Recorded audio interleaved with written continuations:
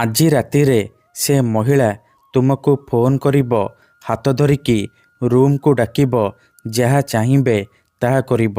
କେବଳ ଗୋଟିଏ ଲବଙ୍ଗ ଏହି ଜାଗାରେ ଚାପିକି ରଖନ୍ତୁ, ତାପରେ ଦେଖିବେ ଚମତ୍କାର।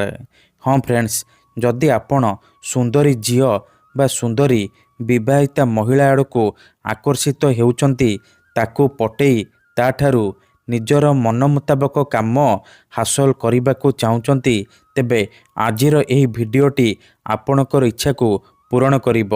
କାରଣ ଆଜିର ଏହି ଭିଡ଼ିଓଟିରେ ମୁଁ ଆପଣଙ୍କୁ ଶିଖେଇବି ଗୋଟିଏ ଲବଙ୍ଗରେ ଝିଅ ପଟେଇବା ପାଇଁ ବଶୀକରଣ ବିଦ୍ୟା, ନାରୀ ମୋହିନୀ ବଶୀକରଣ ବିଦ୍ୟା, ଯାହାର ପ୍ରୟୋଗରେ ଆପଣ କେଉଁ ବି କୁଆଁରୀ ଝିଅ ବା ବିବାହିତା ମହିଳାକୁ ଅତି ସହଜରେ ପଟେଇ ପାରିବେ, ନିଜ ବଶରେ କରିପାରିବେ, ତାଠାରୁ ନିଜର ମନ ମୁତାବକ କାମ ହାସଲ କରିପାରିବେ। ଏହି ବଶୀକରଣ କରିବା ପାଇଁ ଆପଣଙ୍କୁ କୌଣସି ପ୍ରକାର ମନ୍ତ୍ରତନ୍ତ୍ର କରିବାକୁ ପଡ଼ିବନି କିମ୍ବା କିଛି ବି ପଇସା ଖର୍ଚ୍ଚ କରିବାକୁ ପଡ଼ିବନି। କେବଳ ଗୋଟିଏ ଲବଙ୍ଗ ଏହି ଜାଗାରେ ଚାପିକି ରଖିବାର ଅଛି। ତାପରେ ଦେଖିବେ ଚମତ୍କାର। ସେହି ସମୟଠାରୁ ସେ ଝିଅ ବା ନାରୀ ଆପଣଙ୍କ ଆଡ଼କୁ ଆକର୍ଷିତ ହେବାକୁ ଲାଗିବ। ଯେପର୍ଯ୍ୟନ୍ତ ଆପଣଙ୍କ ପାଖକୁ ଆସିନି, ଆପଣଙ୍କ ସହିତ ସମ୍ପର୍କ ରଖିନି, ସିଏ ଗୋଟେ ମୁହୂର୍ତ୍ତ ବି ରହିପାରିବନି। ନମସ୍କାର ଫ୍ରେଣ୍ଡସ୍, ଓଡ଼ିଆ ଫଣ୍ଡା ଚ୍ୟାନେଲକୁ ଆପଣମାନଙ୍କୁ ସ୍ୱାଗତ। ଗୋଟିଏ ଲବଙ୍ଗର ଏହି ବଶୀକରଣ ପ୍ରଚଣ୍ଡ ମହାଶକ୍ତିଶାଳୀ ବଶୀକରଣ। ଏହାର ପ୍ରୟୋଗ କେବେ ବି ଖାଲି ଯାଏନି। ଏହି ବଶୀକରଣକୁ ପୂର୍ବରୁ ପ୍ରୟୋଗ କରିକି ଦେଖାଯାଇଛି।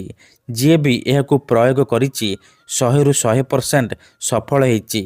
ଆଶା ଛାଡ଼ି ଦେଇଥିବା ଲୋକ ମଧ୍ୟ ନିଜ ପ୍ରେମକୁ ପାଇପାରିଛି।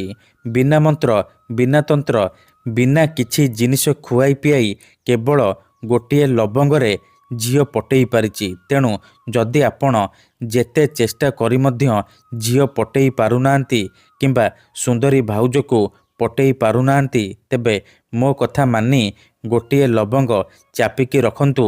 ଗ୍ୟାରେଣ୍ଟି ଦେଉଛି, ସେ ଝିଅ ଯେତେ ଦୂରରେ ଥିଲେ ମଧ୍ୟ ରାତିଦିନ ଆପଣଙ୍କ କଥା ଭାବିବ, ନିଜେ ଆସିବ ଆପଣଙ୍କ ସହିତ କଥା ହେବ, ଆପଣଙ୍କୁ ଭଲ ପାଉଛି ବୋଲି କହିବ। ଆପଣଙ୍କ ପ୍ରେମରେ ଏମିତି ଦିବାନୀ ହେଇଯିବ କି ଆପଣଙ୍କୁ ଛାଡ଼ି ରହିପାରିବନି।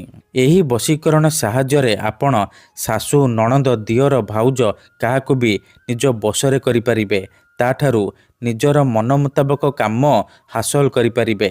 ତେଣୁ ମୋର ଆପଣମାନଙ୍କୁ ଅନୁରୋଧ କି ମନରେ କୌଣସି ଖରାପ ଉଦ୍ଦେଶ୍ୟ କିମ୍ବା କୌଣସି ଖରାପ କାମ ପାଇଁ ଆପଣ ଲବଙ୍ଗର ଏହି ବଶୀକରଣକୁ ପ୍ରୟୋଗ କରିବେନି। କାହିଁକି ନା ମାତ୍ର ଥରେ ବଶୀକରଣ ହେବା ପରେ ସେ ଝିଅ ବା ମହିଳା ଆପଣଙ୍କର ଗୁଲାମୀ କରିବ, ଆପଣଙ୍କର ଇସାରାରେ ନାଚିବ।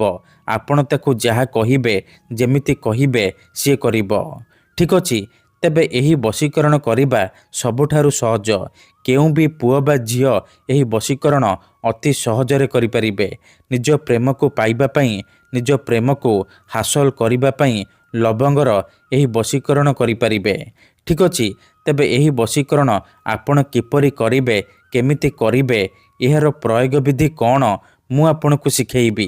ଜାଣିବା ପାଇଁ ଭିଡ଼ିଓଟିକୁ ମୂଳରୁ ଶେଷ ପର୍ଯ୍ୟନ୍ତ ପୁରା ଧ୍ୟାନ ସହିତ ଦେଖନ୍ତୁ। ବିଧିଟି ଜାଣିବା ପୂର୍ବରୁ ଯଦି ଆପଣ ଆମ ଚ୍ୟାନେଲକୁ ପ୍ରଥମ ଥର ଆସିଛନ୍ତି, ତେବେ ଦୟାକରି ଚ୍ୟାନେଲକୁ ସବସ୍କ୍ରାଇବ୍ କରି ପାଖରେ ଥିବା ବେଲ୍ ଆଇକନ୍କୁ ମଧ୍ୟ ଦବାଇ ଦିଅନ୍ତୁ, ଯାହାଦ୍ୱାରା ଆମେ ଯେଉଁ ବି ଭିଡ଼ିଓ ଅପଲୋଡ଼ କରିବୁ ସର୍ବପ୍ରଥମେ ଆପଣ ଦେଖିପାରିବେ ଆଉ ତା'ର ଲାଭ ପାଇପାରିବେ। ମନେ ରଖନ୍ତୁ, ଏହି ବଶୀକରଣ ବିଧିକୁ ଆପଣ କେବଳ ଶନିବାର ଦିନ କରିବେ। କେଉଁ ବି ସମୟରେ କରିପାରିବେ।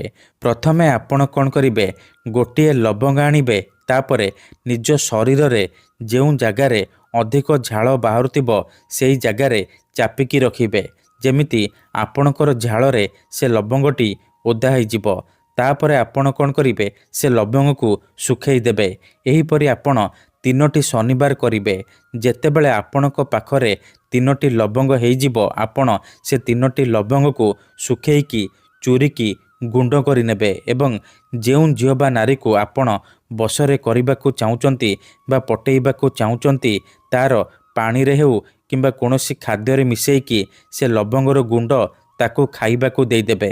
ଯେମିତି ସିଏ ସେ ଲବଙ୍ଗର ଗୁଣ୍ଡ ଖାଇବ, ସେହି ସମୟଠାରୁ ଆପଣଙ୍କ ଆଡ଼କୁ ଆକର୍ଷିତ ହେବାକୁ ଲାଗିବ। ଧନ୍ୟବାଦ।